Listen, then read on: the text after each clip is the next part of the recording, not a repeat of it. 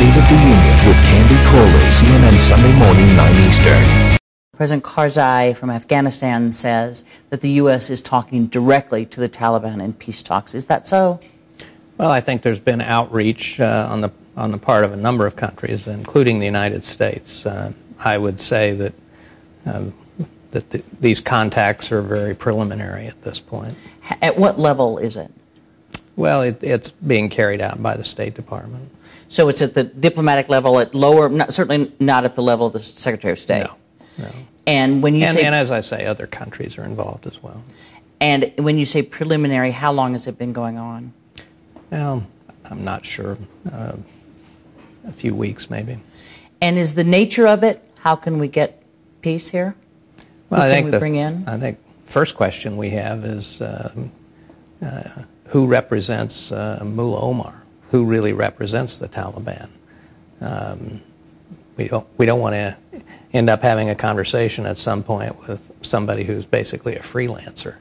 And I mean, my own view is that real reconciliation talks are not likely to be able to make any substantive headway until at least this winter. I think that the Taliban have to feel themselves under military pressure and begin to believe that they can't win before they're willing to have a serious conversation.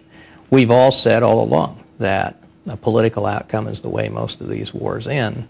The question is when and if they're ready to talk seriously about meeting the red lines that President Karzai and that the coalition have laid down, including totally disavowing al-Qaeda.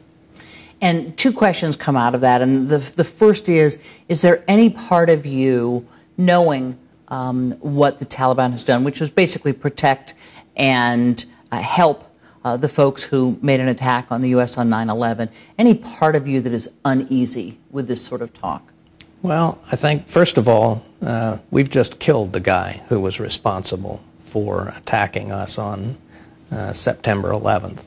And we have taken out a lot of other al-Qaeda as well over the years. Look, we ended up talking to people in Anbar province in Iraq who were had directly been involved in killing our troops. That's the way wars end.